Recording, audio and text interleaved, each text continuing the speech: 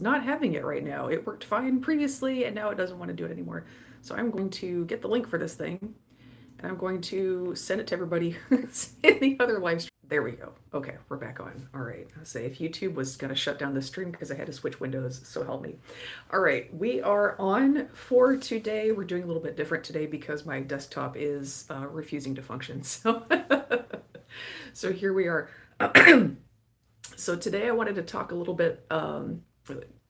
So the last live stream we did on Friday, that was kind of an update on what's going on with the outbreak, how they were able to trace it back from Taco Bell, which is not the only place affected, but Taco Bell found it first, how they're able to trace it from Taco Bell all the way back through the supply chain to Taylor Farms and to a specific region that Taylor Farms buys from in Mexico.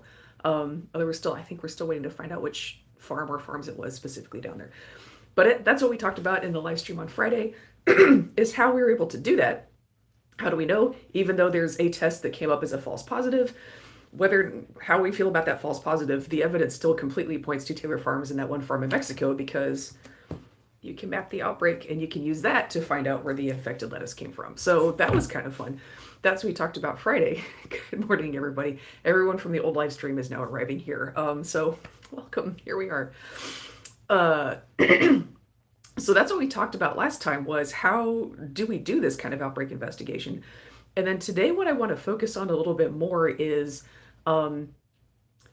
there's a lot of talk and discussion and even conspiracy theories about, Taylor Farms is trying to blame other people. There's just a lot of interesting antics going on in the produce industry right now around this outbreak. And I think if you haven't really paid attention to food safety and how the produce industry works before, this is all going to be really new. And you're like, wow, this is wild and crazy. This is how the produce industry works. And this is how food outbreaks work also, is if you work in food safety in one of these companies, let me back up a little bit. When a company is under fire like this, they try to do anything they can to save themselves, basically. I think a lot of what we're seeing from Taylor Farms, it looks like Taylor Farms has had outbreaks before and handled them in a fairly professional way. Starting a recall before it was obvious it was them, out of an abundance of precaution, because the sooner you start a recall, the sooner you can stop people from getting sick and the fewer lawsuits you get, right? So normally as a brand, that's what you try and do. Excuse me.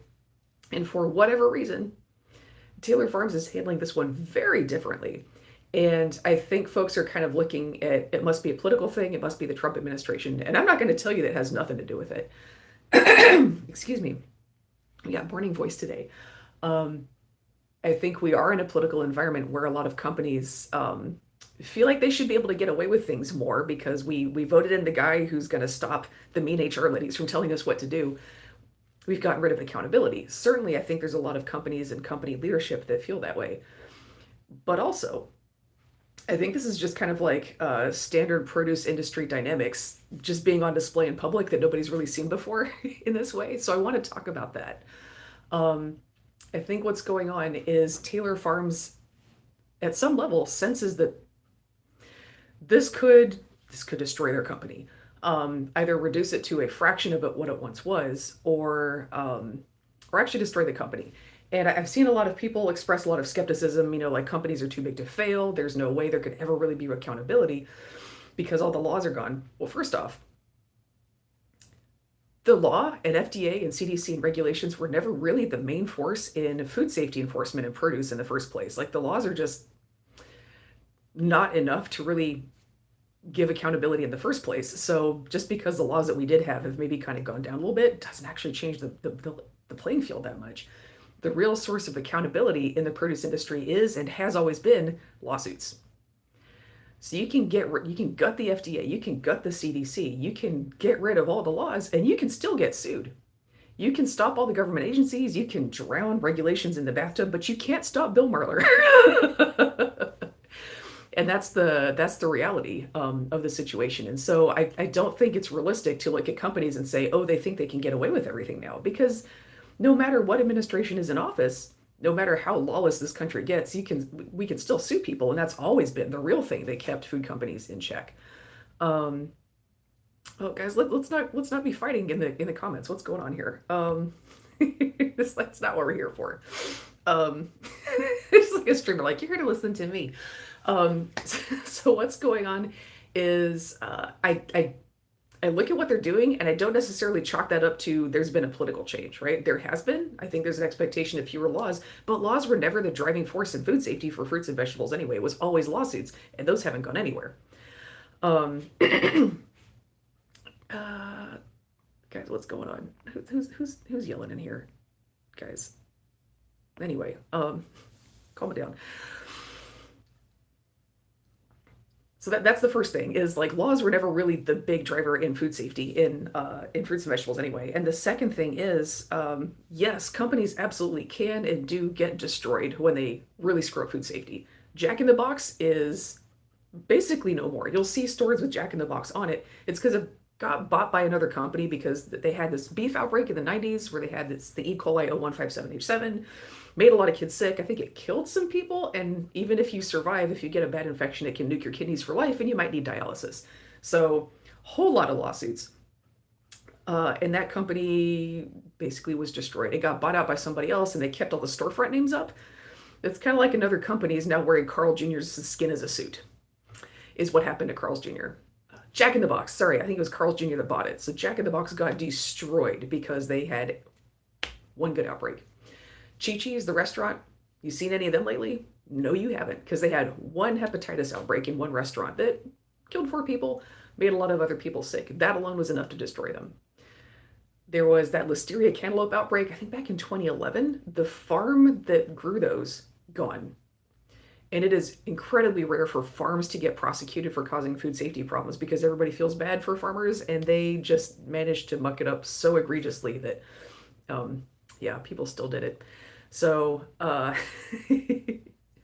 there's one other one I'm trying to think of that I've Peanut Corporation of America. You remember like a decade or two ago, there was a big peanut butter outbreak. We finally found the place responsible. It took a long time. And turns out the company leadership deliberately did a lot of things. They knew they were selling probably tainted peanut butter, and they futzed around with their records, and they got their food safety person to lie for them. And Peanut Corporation of America is no more. And so imagine your Taylor Farms seeing that you've got a big old outbreak like this, and you know this can be the death of your company because you've seen it happen before. You've seen it happen to big companies. You've seen it happen to respected brands. And your sphincter just kind of puckers a little bit. And what will happen in a situation like this, when I think the reason Taylor Farms is acting so crazy right now is they know this could be it for them. It's not because Trump is in the White House, that's certainly not helping. But I think the main thing is they know this could be the end of them. And when you are in that situation as company leadership, and I've seen this happen before, company leadership in that situation will throw everybody and everybody they possibly can under the bus to try to save themselves. If you see somebody drowning, they're like, do not go swim out to them because they will climb onto you and then you'll both drown. That's what these companies are like. It is a drowning person and is scrambling for anything they can do. The reason I got so familiar with this is because I did a lot of food safety audits and consulting for a while. And that was a really interesting social dynamic because you're there to help the company, right? You're there to help them get on board, assuming they hired you because they want to do the right thing. That's not always the case. We can get into that later. Sometimes they just want someone to make their paperwork problems go away, and they think that's what your job is to be a fixer, to make their paperwork problems go away. The problem is, this is how Peanut Corporation of America went down. They treated their food safety person like a fixer, not someone they actually had to listen to. And unfortunately, this food safety person kind of went along with it. And so when they got in trouble, they saw, you falsified these records. You covered stuff up. And so not just the company leadership, but the food safety person went to jail. And when you're working in food safety, you see stuff like this happen. And then you have a client who is trying to treat you like a fixer, who's going to make their paperwork problems go away without having to fix anything. And it is our job to find a way to get company leadership to do what they need to do and follow their responsibilities. And if you can't get them to do what they need to do, you have to protect yourself. So that is an interesting client dynamic because, like, if you're a lawyer representing somebody, you can tell them what to do. But if your client screws up, it's usually not you that also gets dragged to jail with them.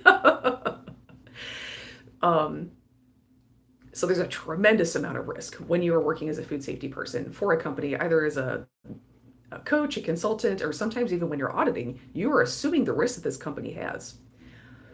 And so, like, it's also just a really interesting relationship because you're working with people who work on, the main handling floor, right? Sometimes these employees are kind of scared, depending on how their work life is. Some companies are really good with their employees. Some of them are really aggressive and just they kind of use people, right? Chew them up and spit them out.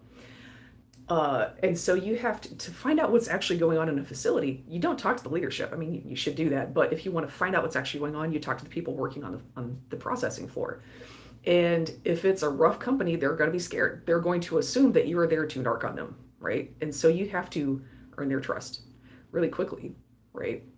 Um, so I've kind of, when you look at live stream comments and comments on YouTube videos, you'll sometimes see some feedback of like, you're too peppy and giggly and bubbly. What is wrong with you? We're talking about an outbreak. Ew, lady. The reason for that is when you work in food safety, you have to establish a rapport with people really, really quick to find out what's actually going on in a facility. And the worse that facility is, the more important it is. You have to be able to bond with people really quickly. You have to let them know, like on a deep level, that you are not a threat to them. And it helps if you're just fun to be with. And when you're talking to middle management, you want to let them know that I'm here to help you and support you. I got some stories about that. They have their own pressures that they're dealing with. And then if you're talking to company brass, you also need to kind of get on their good side. If they view you as the enemy, you're not going to get anywhere, right? So one of your biggest jobs as a food safety person is to be chummy, is to be fun, and to bond with people quickly and to let them know I'm here to help you. Here's all the stuff I can do for you here. And while you're doing that, you also have to be absolutely ready to send that company leadership to jail if they try to throw you under the bus. So it's an interesting relationship. Um, and so you'll get into a lot of professional situations, and this would happen a lot. You have to bond with people quickly. So you got to be nice. You got to be fun. You got to be personable. You have to build an environment of emotional safety where it's like, look, this is a no judgment zone. We're going to talk about like what we need to do. The whole point of food safety is we're trying to get from point A to point B with better food safety. So of course we know not everything's perfect. No facility can be perfect all the time. So you got to be understanding, fun, non-judgmental, and then be ready to send them to jail. It's a really interesting dynamic. So you document everything because as soon as something goes wrong, if you ever worked for a company as a food safety coach, if they ever get in trouble, they will try and find a way to pin it on you. And I had a lot of clients who seemed to really approach the client relationship that we had as you're going to be my fall guy. Like that is kind of the default expectation in food safety is if you're working as a food safety person, you're kind of there to actually make the facility or the farm work right, but you're also kind of there to take the fall if it doesn't. And the only way to keep that from happening is document everything. You got to be nice, you got to like build a good relationship, but you also have to be ready to burn it down at a moment's notice. So again, document everything. I had to get professional liability insurance. So that is when, if you as a food safety consultant, or like any professional, if you get sued by a client because you did something wrong, or if they're trying to blame you for something that you didn't do, you need to be able to fight that in court, right? So that's what professional liability insurance is for, is if you as a professional are doing your job, there's a lawsuit that results because something went wrong in the company and they want to blame you, they will try to sue you and you have to be able to fight that in court or your career is over. So I got my professional liability insurance. I had to get it through Lloyd's of London because nobody else will touch it. That's the kind of thing we're dealing with here. So, and it was so funny too because especially when you're doing food safety audits on farms, a lot of them would just kind of expect you to overlook a lot of stuff because that's what all the state regulators do. Like there's they'll get inspected occasionally, but state, local, like health inspectors that come from governmental organizations that are actually representing the government, are under a lot of political pressure to make farmers like them. And so they often just are not in a position to actually enforce a lot of the things that they're supposed to be enforcing because, you can, as the inspector, say, I'm going to dock you for all these things, but then your supervisor is going to tell you, no, you're wrong, you can't do that. That will happen on occasion. So there have been so many times where I did a food safety audit. So I'm coming and I'm representing the companies that actually buy the food, right? That's kind of who I'm working for, not the government. Sometimes I would say, like, I'm not from the government and I'm not here to help. People didn't like that line, but it was true. You're actually there to represent the buyers. You're not there as a political appointee, basically. You're not there as a political project. It's your job to actually make sure the food is good so that the customers want to buy it. Um, and that was a new situation for a lot of growers because that whole that type of inspection is kind of in food safety audits is growing because people are realizing that the government inspections can't really do much because of that political pressure, right? So we're kind of a newer thing. For better or for worse, that is kind of how food safety enforcement has worked in the United States. There's so much political pressure on the political side that government inspectors can't really do necessarily what they need to do. And so you have private industry kind of taking over. Anyway, so many times because a lot of farms and food handling facilities got used to government inspectors kind of giving them a really lax inspection and just letting things slide. We couldn't do that, because we're actually there representing customers. We couldn't do that. And so it's a very new and different experience for a farm or food handling facility sometimes to actually be held to account and expected to actually do the things that it says on the checklist. Like, you actually want me to do that? Yeah, we do. There's a reason the checklist is there. Because that was a new and different experience for them. They get kind of upset and they'll go like, you're not really going to downgrade me for that, are you? And I was like, dude, did you understand that if this goes wrong, you could go to jail? I'm here trying to help you and find problems before they erupt into something that can take you out, right? I'm trying to help you. And if I overlook this, you run a risk of going to jail, and then I'll go there with you. And I'm really flattered that you want to be my cellmate, but you don't know me like that. And I'm not putting on the orange pajamas for you. So we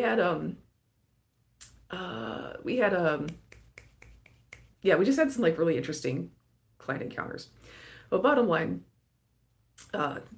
thinks we need a moderator. It's Dr. Tabor, by the way. Dr. Tabor needs a moderator. Yeah, I'm kind of new to doing live streams, and so there wasn't usually enough people to need a moderator, but now here we are. So anyway, so that's just kind of an inside look at food safety. When you have a food company that is in trouble, they will throw everything and everybody under the bus that they possibly can. It's kind of like, somebody running away from the cops and they're like ripping down like shelves and stuff behind them to try and trip everybody up. That's how it is when these companies get in trouble. All of your values go out the window. Like, even if you had values, they're gone. Yeah, as a government auditor, we have a comment for different things. I can back up that anecdote, particularly the supervisor telling you to let certain things go due to higher level pressure. Yeah, unfortunately, it's true. So, and we kind of want to talk about why that is. That is because the public, why is there political pressure? I think we often jump to blaming politicians, which, yeah, they're making some decisions. But you have to ask yourself, why are politicians making those decisions? Politicians get in office and stay in office by doing what people want. And that can be kind of sobering because that doesn't always reflect on us very well. But the public tends to have a lot of trust towards farmers. And the public has been really hit with a lot of, you can't be anti-business or things will all fall apart. We are the people electing these people, and gerrymandering exists, voter suppression exists. But politicians, like having hung out with a bunch, they are quite good at figuring out exactly what the people will tolerate that they are representing, and they do that. You do not get to be a politician, especially not one for long term. You don't get there by really going outside of what the people are willing to accept. So I know it's fun and easy to blame politicians, and believe me, I will. They do make some decisions, but ultimately, who elected these people? Politicians cannot be smarter than we are. I think that's really sobering to think about. We are not going to have a better set of politicians than we are as a people. So, that's kind of fun to think about. So that's why we talk about this stuff, so the public can understand what's going on and we can make some good decisions. Politicians, like food safety inspectors, get this pressure to enforce less because politicians are getting pressure to be nice to farms and to food facilities. And they're getting that pressure because that's what the public wants. The public believes that these folks are trustworthy on their own and should be left to regulate themselves. We have a part to play in this. So that's why we're trying to educate the public and just like let people in on what's going on back here, why things work the way they do. So yeah, hitting the Overton window with Hawkeye-like skill is all politicians. That is what they're good at. That is the job. That's what gets you the job. That's what keeps you the job. That's the one thing they're good at. So it's always wild to me when people act like politicians are out there defying the will of the people. You can do that a couple times, but not for long. That's not how this works. Um, let's see. Well, here, it's also more lucrative for them to follow what the corpse want. So again, we're going to loop this back to why do politicians seek donations? It's because winning races really does come down a lot of the time to who can get the most ads on TV, and TV ads are very expensive. Um, the reason that money makes so much of a difference in politics is because most people are checked out. It is what it is. Um, I think if people paid more attention, the ads wouldn't matter as much, but they do. So what does that tell you? So again, it's really easy to blame politicians, but none of this would be happening if the public were not a certain way. So uh, anyway, so we're talking about food safety. Here's so people look at Taylor Farms and how they're going to the White House and going, Trump, help me. And they're a Trump mega donor, and that probably explains why the White House is acting a certain way. I'm just going to point out it's a farm owned by one wealthy guy. The company is owned by one wealthy guy. He started out as a family farmer and just kind of grew his business. Um, yeah, ultimately, we just need to be smart about things. Absolutely. That's why we do this. So Taylor Farms is people talk about it as a corporation. It's a private company owned by one guy. He started out in a family farm, third generation produce farmer, and then just built a company up. 25,000 employees. So it's a large company, but it's not kind of your classic shareholder owned corporation. It's one guy's company that has grown very quickly. So uh where's I going with this? Anyway, so it's one guy's company, and he's a farmer, right? This is the Trump donor thing. He is a farmer, and he's wealthy. Farmers tend to go for Trump. Wealthy people tend to go for Trump. There's really nothing magical about the fact, like, whoa, this guy's a Trump mega donor. Probably most people in agriculture who have that money are. Like this is not happening because there are weird isolated incidents. Uh, Taylor Farms is not weird for being a big Trump donor. It's a big farm with a lot of money. Of course they are. you know, that is, uh, um, like that. So it's not like, oh, Taylor Farms is not unusual for that. That's how wealthy farmers be, right? So I think any larger farm company that is in this position is going to have been a large Trump donor, right? So that's just kind of the shape of the thing. This is agriculture. Like, keep in mind where you're at. Um, okay, let's see. All right, now we got people arguing about politics. Like, a lot of people feel like, anyway, run for office and you'll see what's really going on. It's really easy to blame parties, politicians, blah blah blah. When you are in a position to reach out to voters and talk to people directly, you see some more of the picture and you realize, oh, this is why our politics are the way they are. It is a beauty pageant. People pick their politicians like it's a beauty pageant, and then we get surprised that we have what we have in office. Anyway, again, there's gerrymandering. That stuff is all very real, and people pick their politicians like it's a beauty pageant. So that, and no politician will tell you that, because their job is to make you feel good because it's a pageant. So no politician is going to tell you, the public is part of this. That's part. No party is going to tell you, this is, again, like, it's your job as an advertising. Your job is to make people feel good about themselves, and so there's a lot of truth in politics about the public's choices that is not very flattering, and no politician, no party is going to tell you about that because they need to make you feel good. Back to food safety, please. This is food safety. Food safety is political. It is a reflection of the public's choices, and so there is no way to fix food safety without getting some public stuff on track. It is what it is. Um, yeah, a lot of emotions. Anyway, so Taylor Farms being a Trump donor, not that weird. That is what you would expect from a larger farming company. So, again, yes, they're trying to do some undue political influence, But the legal regulations were never the big food safety control in produce anyway. It's lawsuits, and you cannot regulate your way out of lawsuits. You can get rid of all the laws. You can get rid of CDC. You can get rid of FDA. You can gut all the public health departments. It won't stop people from suing you when you give them diarrhea. I don't understand what the philosophy is here. Um, it's just a really interesting thing to watch happen. So the the law office that does most of the foodborne illness outbreaks lawsuits in the United States. So the lawyer that most people go to if there's a big foodborne illness outbreak is Bill Marler. I think he's based in Seattle. He got his start with Jack in the Box. Um, so Jack in the Box had an outbreak. They had some E. coli 0157H7 in the beef, made a bunch of kids sick, killed a few, I think. And so that was like the nation's first big modern foodborne illness outbreak. And Bill Marler wound up representing some of those families, and that's kind of been his thing ever since. As a result, he understands the food system very, very well. A lot of the food industry really doesn't like him because he knows what he's doing and is kind of cutthroat about it. And I will say I look at the food industry and I look at our legal and regulatory situation and I say if you want Bill Marler to go away, let there be some laws. This is very much a consequence of how the food and farm industry has worked so hard to gut our laws that the only recourse people have and the only way to control a lot of these companies and get them to behave responsibly is the threat of lawsuits.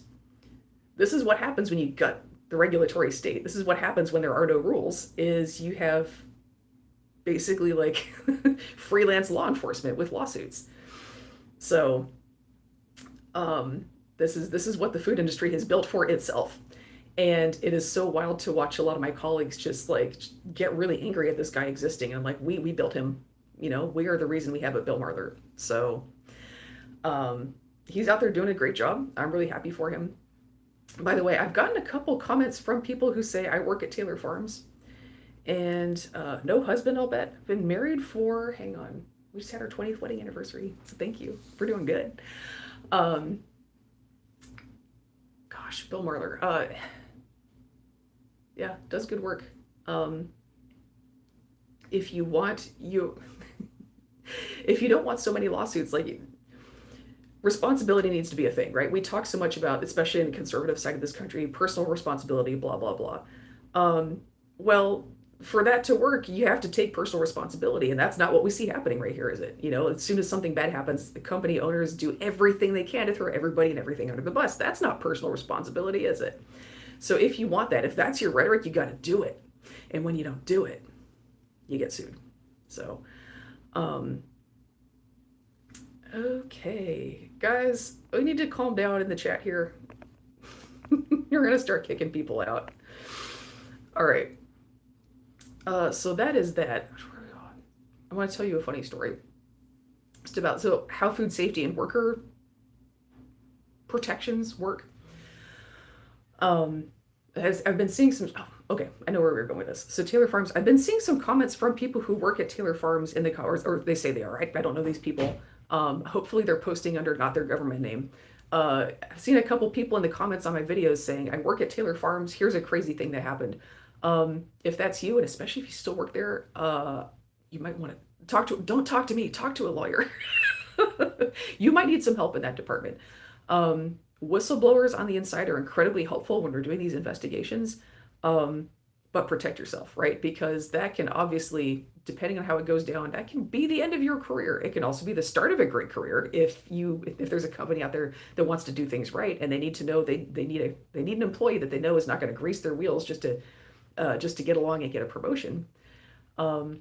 But if you work for Taylor Farms and you're still watching this live stream for some reason, especially if you're in a situation where you've been asked to sign some documents to attest things that were not happening, food quality checks that were not happening, talk to a lawyer because you are about to get thrown into the middle of we need to throw people under the bus to save this company.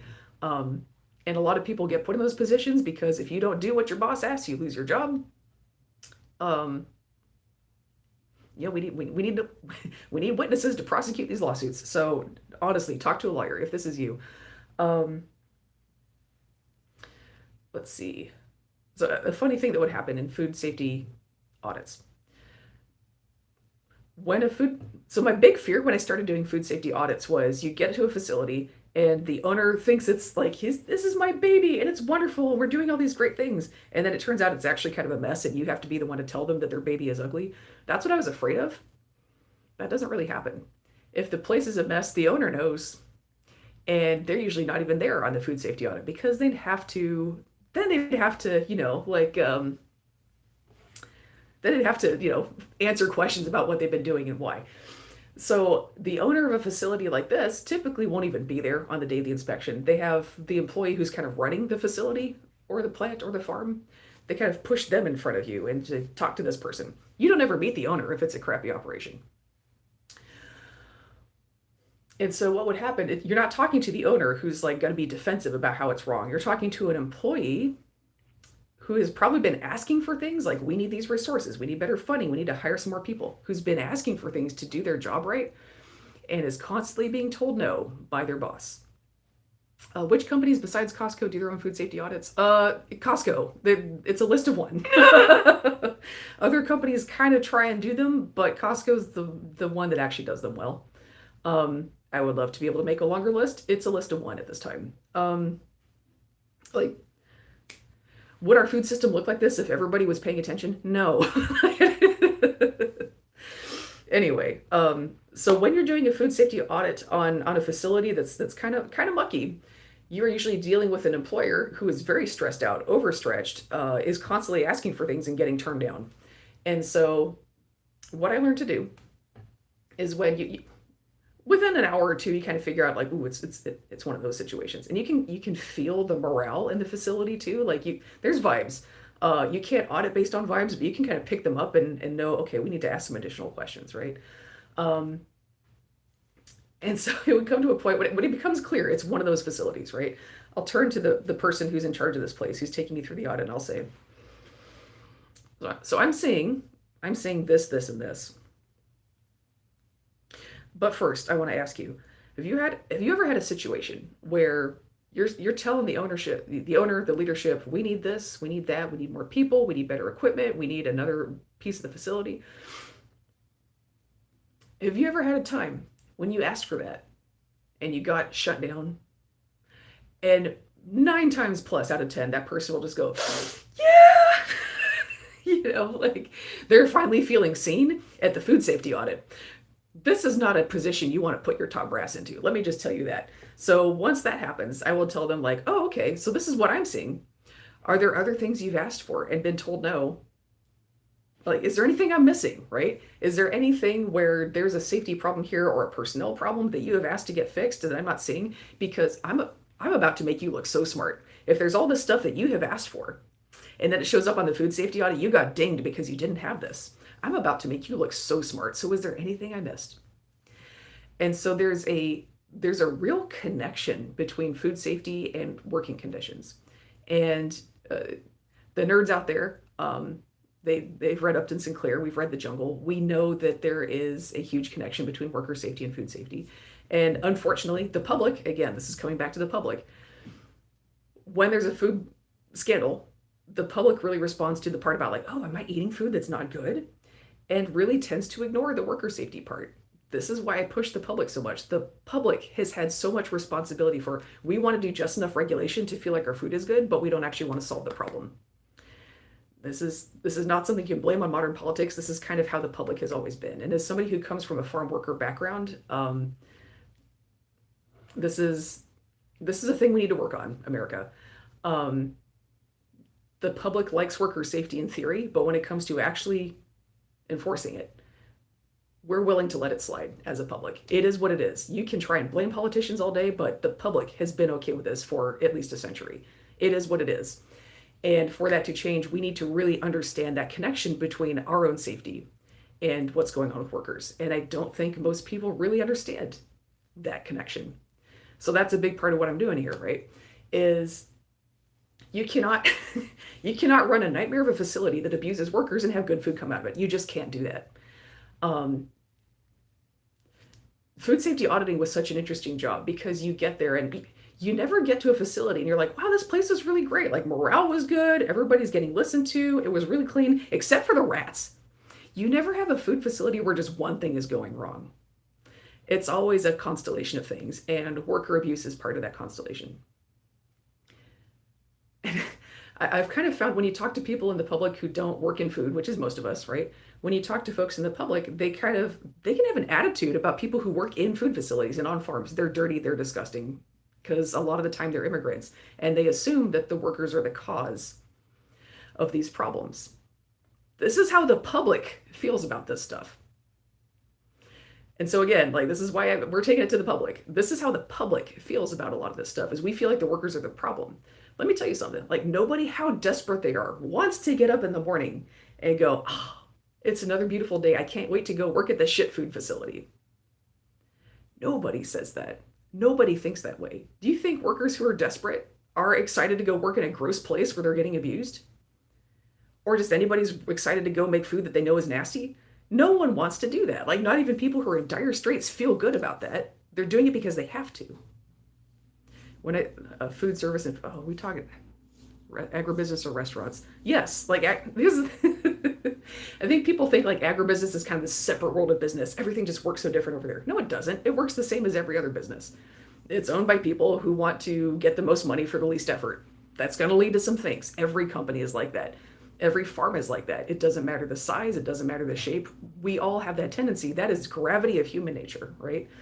So I think we've kind of been taught this false binary between nice, small, safe family farms and big, ugly corporate agribusiness. As a small family farmer, we have the same temptations, right? It will always be easier to cut corners than to do the right thing for every business of every size. It doesn't matter who you are. That is just how it works. And so I feel like the public is kind of directed to look at this like it's a binary. You know, it's big agribusiness. That's where the problems come from. And, you know, if we go small and local, then everything will be fine. That's not true. We're all human at every scale. If it's agribusiness, if it's a restaurant, if it's a local, if it's a chain, it's all the same. We're kind of taught, and I think the reason the public is kind of pushed towards thinking about it in this binary way so much is because then it's easier to convince us not to pass laws. We can be told, oh, we just need to go local. We don't need to pass laws. We can just go local and fix this. No, you can't. You can't fix this by going local because local folks will have the same temptations and the same problems.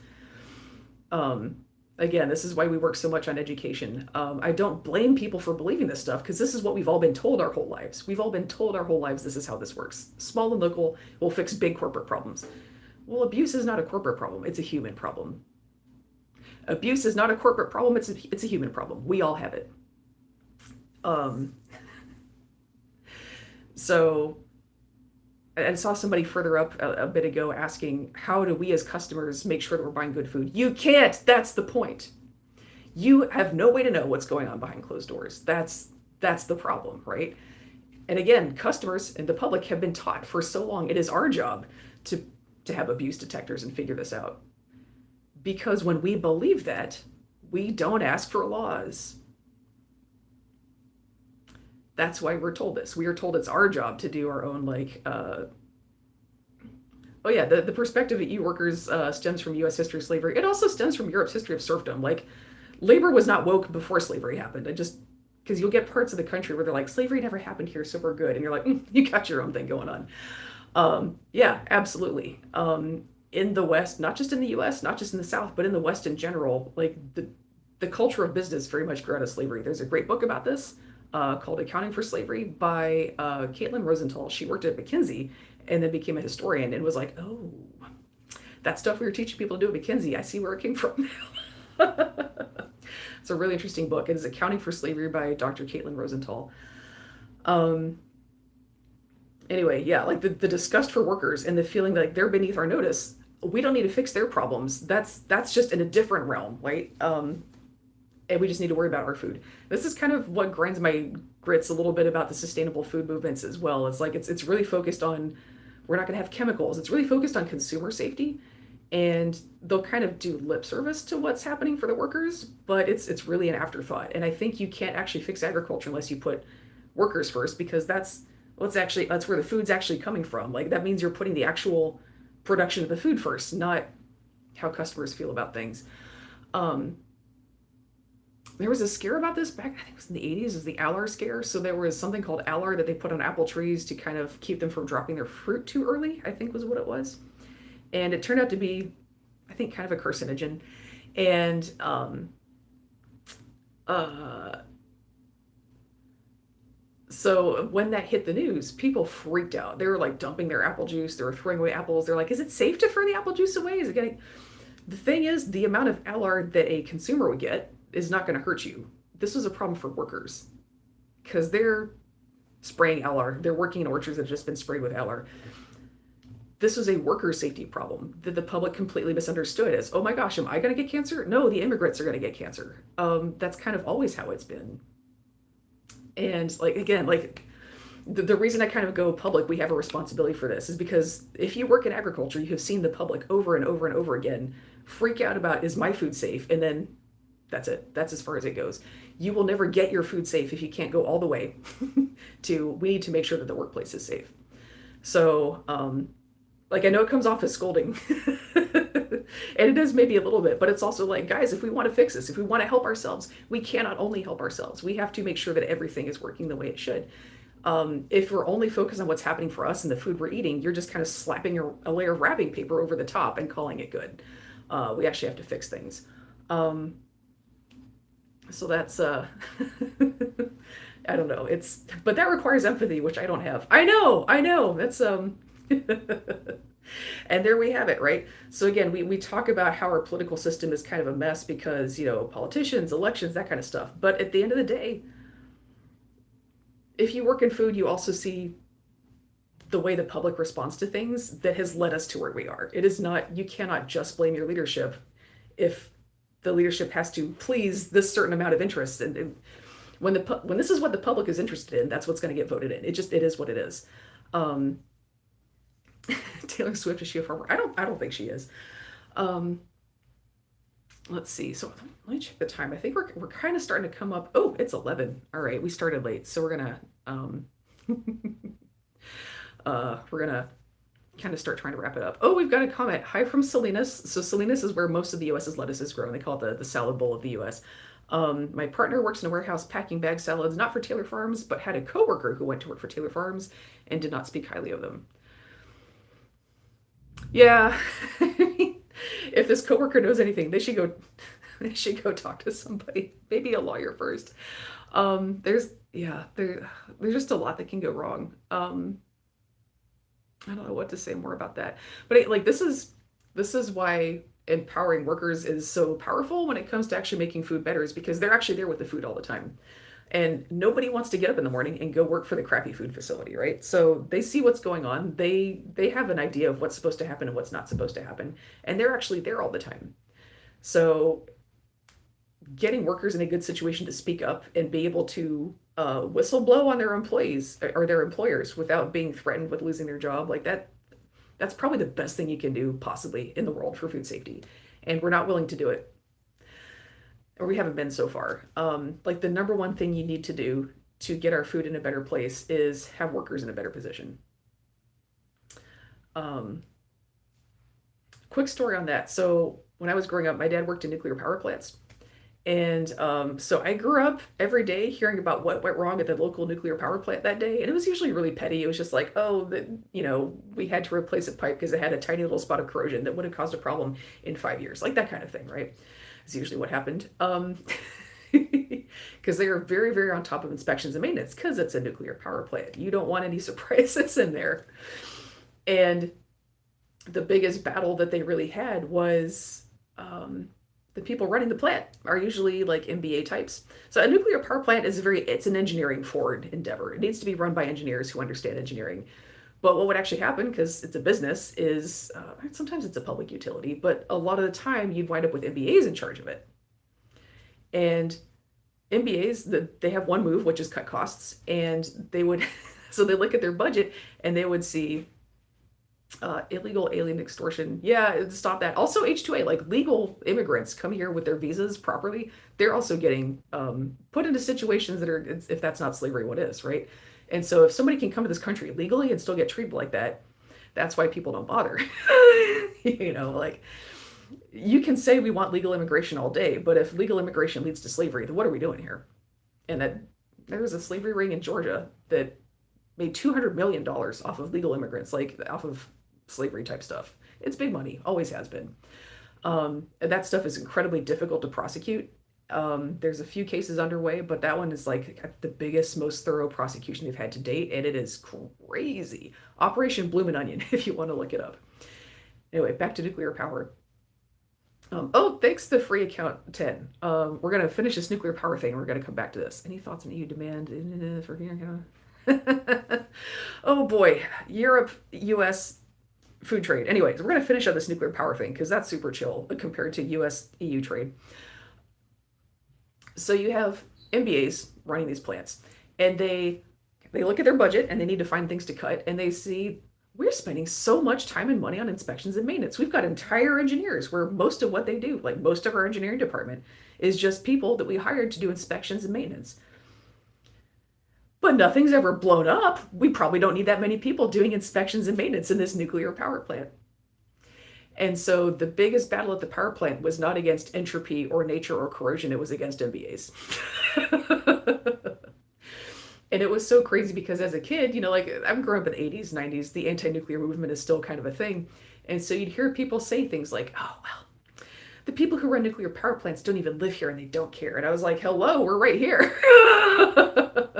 The workers in those plants, their families live nearby and they don't want it to blow up. So if you want nuclear power plants to work, you ever notice how the countries that have nuclear programs and nothing's exploded are all the ones that are democracies with good worker protections? You ever notice that? Canada, Sweden, France, they don't have problems. US, USSR, not much of a workers' paradise for that kind of stuff. The workers there were also under a lot of pressure to show we are mighty. We can be a little careless about this stuff. And then Japan's kind of got its own thing going on. The US and USSR's big nuclear accidents came from top down, like employees being ordered to do stuff they didn't want to do because they're like, that's risky. And then Japan kind of had a different situation going on. That was like a construction fault, but also like that can kind of come down to workers being ignored. They're like, maybe this is a problem, and they never fixed it. The countries that have been able to run a civilian nuclear program without explosions are the democracies with good worker protections. Isn't that interesting? And I think it's so funny how we have like an anti-nuclear or a nuclear safety movement that talked about nuclear is dangerous, and they never talked about the worker safety part of it. Because even in the anti-nuclear movement, they're not necessarily on board with labor. You had a lot of fairly wealthy people in that movement who really wanted to put themselves forward as being into safety, and we care about the world, but they didn't want to talk about workers. Isn't that interesting? Let's see. Oh, we got another question. So I'm testing. My state doesn't just test local produce. I've had half a cow for 900 because they didn't. Yeah. Yeah. Local. I think FDA used to be able to just like they had the funding and the authority to go to grocery stores and just randomly buy produce and test it because it's kind of good to spot check things, right? You're not going to catch everything that way because you're just spot checking, but it's good to have some spot checks. And industry lobbied against that and got it shut down. So the FDA can't do that. Depending on the state health department, they might have the funding and authority to do that, but in most cases, no. Because spot checks might catch things, and that would be awkward. So yeah, like I think people kind of assume that there must be like kind of Jason Bourne level surveillance. When people talked about why is Taco Bell doing the CDC and FDA's job by tracking down this outbreak? Because you need Taco Bell's receipts and invoices to track it down. FDA and CDC don't have that.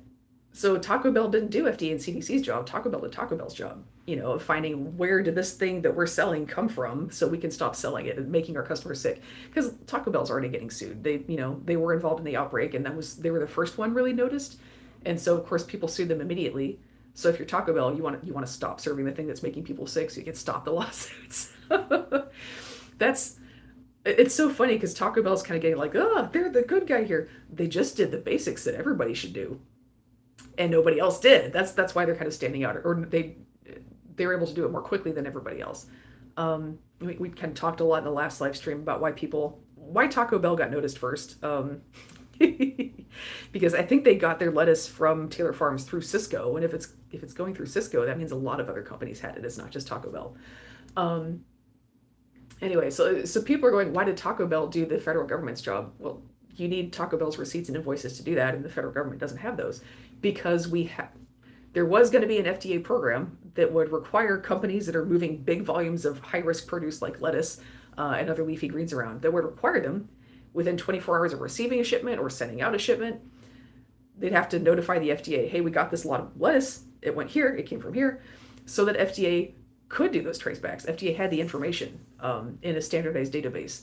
That law was supposed to kick in January and never did because Congress, not the White House, but Congress said, actually, FDA, we don't need to do that. So again, like this is not the White House. This is not the Trump administration making a knee-jerk decision. This is Congress, which is the representative of all of us. Okay, going, no, we don't need to do that. That's over the top. What would we ever need to have information on where lettuce came from for? So we need to get back to, someone asked a question about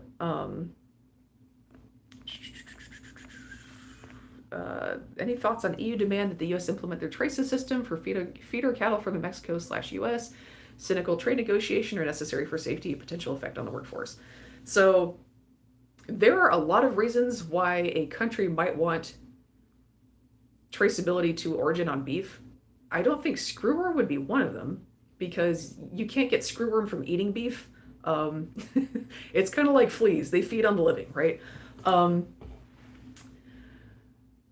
So to really be able to say much about this, I'd have to know exactly what the EU is trying to do with their traces system. I know the EU, one of their big concerns with beef and food safety obviously is mad cow disease, bovine spongiform encephalopathy, because the EU had a big problem with that. And they want to make sure they don't import any source of it again so they don't have that problem crop up again. There's also concerns that US beef has like hormones in it and da da da da. I will say that a lot of what goes on in trade between the US and the EU is just kind of like trade barriers and protectionism. So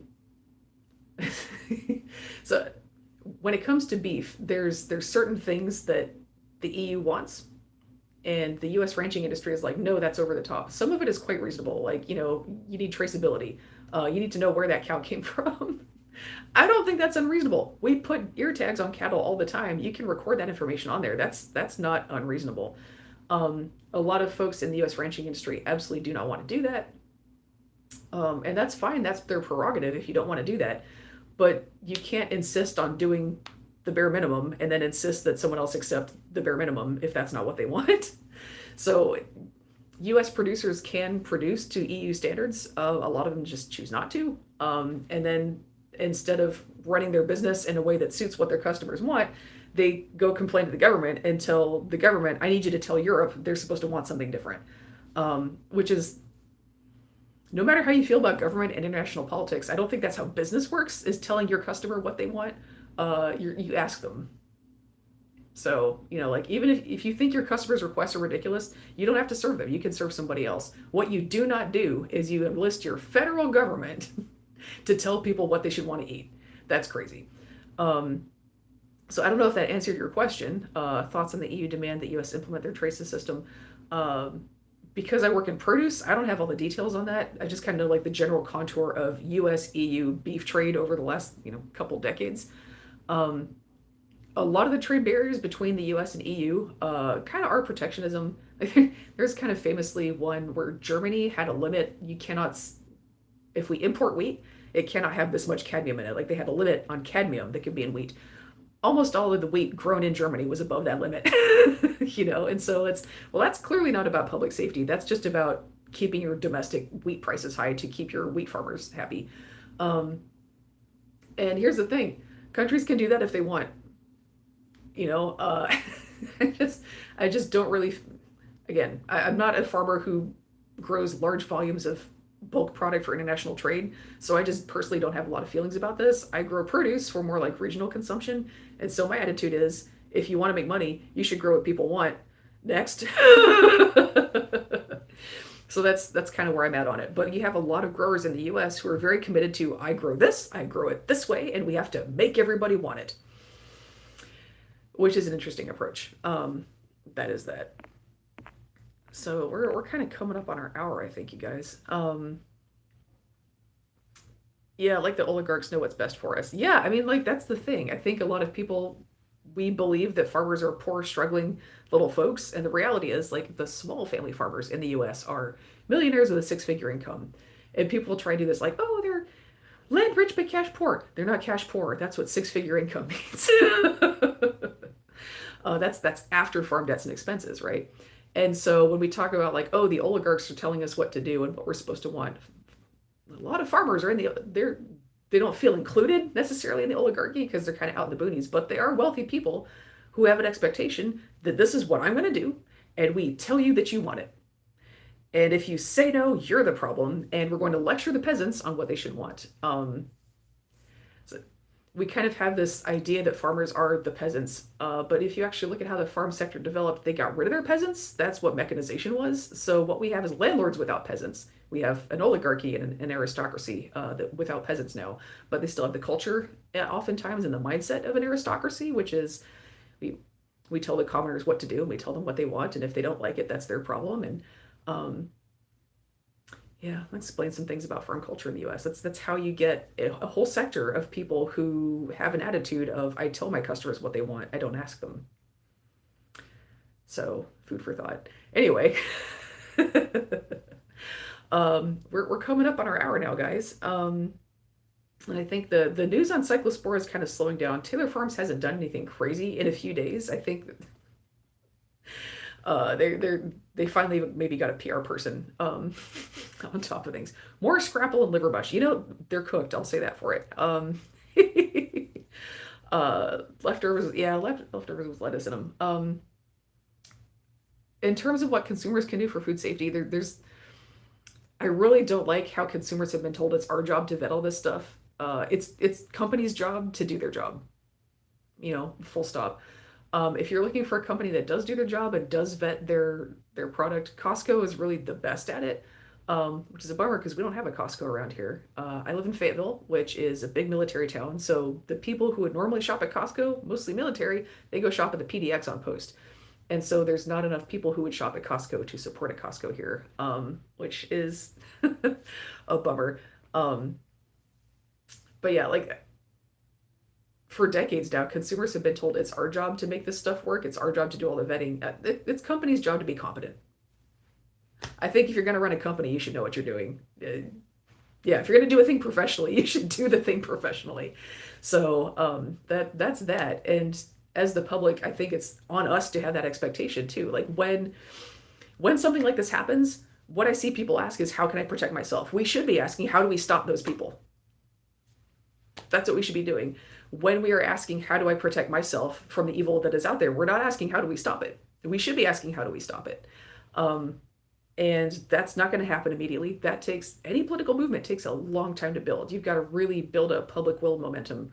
Um, I mean, you look at the civil rights movement, and I think a lot of people must think that like Martin Luther King Jr. went out and gave a couple speeches and marched a couple times, and then everybody was like, okay, we should have civil rights. That is not what happened.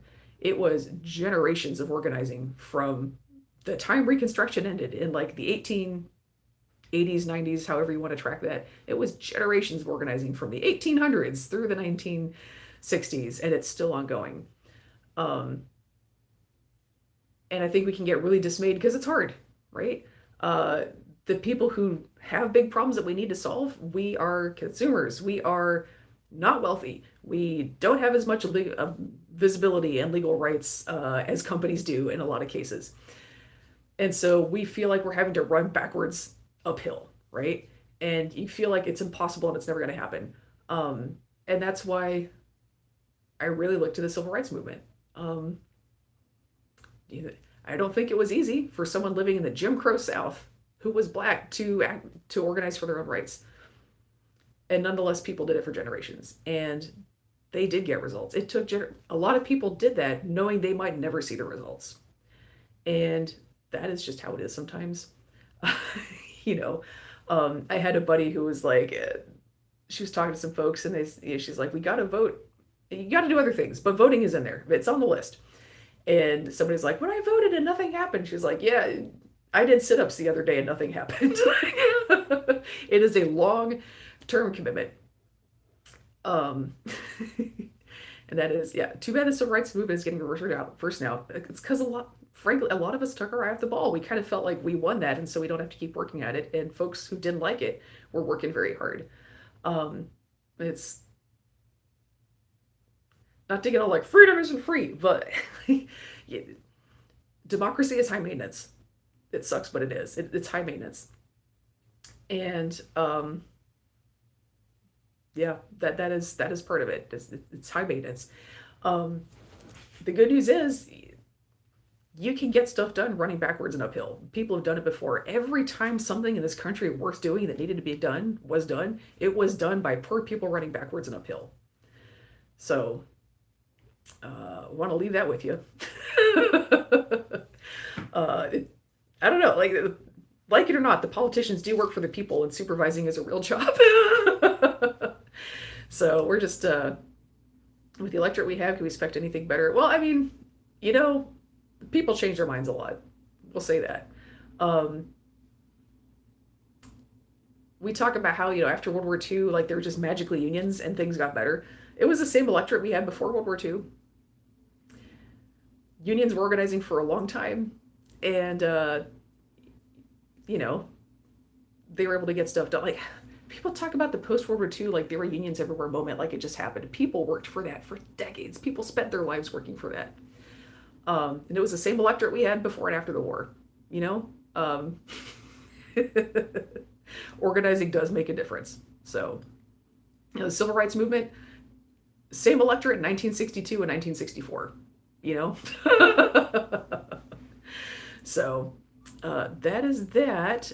Yeah, World War II was not a union paradise. Yeah, like I'm saying, it was the same electorate, and a lot of bad stuff was happening. It took generations to fix. Yeah, it's life is Sisyphean. Democracy is high maintenance. But yeah, it's worth doing. Democracy is the worst form of government, other than all the things other than everything else we tried. So, here we are, guys. The good news is stuff can get done. And we'll leave you with that. Thank you guys for coming. I hope this has been useful for you guys. We try to do a little bit more of a deep dive on how stuff inside the industry actually works this time and how public decisions get made. I hope that was useful. And I wish I was calm as pragmatic as you. Well, the camera's on. Like, people who work on this, like, I get frustrated. I'll have people sometimes tell me, like, you seem so bubbly. And I'll also have people tell me, like, wow, what you're saying is incredibly, deeply cynical. Yep, both of those are true. If you work in public health, and if you work in, like, wanting equality and you live in the South, you just kind of have to wake up every day ready to storm hell with a super soaker. It is what it is. Every win that has ever happened in public health, in democracy, has happened running backwards and uphill. And so I know a lot of people want to give up. I know it is hard. It seems hopeless, and you're like, what's the point? Everything good that has ever happened in this country happened because people ran backwards uphill in something hopeless. Don't be the one to drop the ball. We can take breaks, right? You're going to need to take breaks. You've got to take some time for yourself, because these problems, the way I look at it, these problems are bigger than me. They were here before me. They're probably going to be here after me. I am not personally going to fix all this stuff. I will if I try, I will just exhaust myself before anything gets fixed. So we like to bear in mind that we're not alone, right? I am not the only person that wants stuff to work good. It's a relay race. You run with the baton and you take a break for a while. Anybody who runs a relay race, you look at the track team, most of the people on the relay race are not running most of the time. That's not how this works. Democracy is a huge upward, backward run, and it's a relay race. So, yeah, it's a marathon, not a sprint. It's also a backwards, uphill relay race that takes forever. So there's a lot of stuff we need to do, and we also need to not die. Not kill ourselves with effort in the meantime, because this shit is going to outlive us all. I'm sorry, but it is. Pragmatism, what else is it? Things have always been a giant mess. And like we just said, right? A lot of actual wins have been made, and they are always made by people who are not doing well. They are always made by people running backwards and uphill. We have sewers now. Okay, this is the thing. People are like, oh, it's so much worse than it's ever been. We have sewers now. We have I know things are bad. I know they're getting worse. We have so much more civil rights than we did in 1940, 1920, 1890. We have so much more civil rights than we have for a lot of the time in this country. Things are getting worse. They are not back to starting point yet. Um, I feel like in a lot of ways the gloom and doom is kind of an insult to the people who have worked so hard to get us a fraction of the way here. Don't overlook those people. They spent their lives working for you to get us here. And even though here is not exactly where we want to be, it's sure a darn sight different than it was in 1850, wasn't it? Isn't it? Uh, don't ignore what has already happened. Don't take it for granted what has already happened, what people have already done for us. Because when we take it for granted, that's how we forget to do our own part. We're in a relay race, and that means we're not running most of the time, but we got to run a little bit. So, yeah. Yeah, and don't cut the corners on atomic safety. Those are your closing thoughts for today. You guys have fun. It's been happy Sunday. We're preaching a little bit. Thanks for dropping in, guys. Have a good one. And we may do another live stream about this. It kind of seems like cyclospore is dropping out of the news, and I kind of said this was going to happen. It's a hot topic right now, but there's always going to be something else crazy to take our attention. So if we have big news updates on cyclospora, we'll keep doing the live streams. And let's do what we can with the time we are given. Have a good one, guys. Happy Sunday.